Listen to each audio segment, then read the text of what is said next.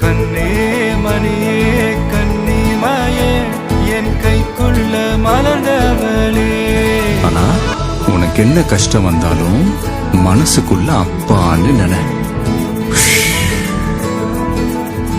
எங்க இருந்தாலும் முன்னாடி வந்து நிப்பேன். நீயா போக சொன்னாலும் போக மாட்டேன். நீ தீயா மாறி நின்னாலும் வேக மாட்டேன். കള്ളത്തരം കാട്ടിയതിന് സോറി ഏട്ടാ. നീ എല്ലാ കാര്യത്തിനും ഇങ്ങനെ പേടിച്ചാൽ എങ്ങനെയാ? പെൺകുട്ടികളായ കുറച്ച് ധൈര്യമൊക്കെ വേണ്ടേ? അതിനാദ്യം ബോഡി സ്ട്രോങ് ആക്കണം. അതിനുവേണ്ടിയല്ലേ ഏട്ടൻ കഷ്ടപ്പെടുന്നത്.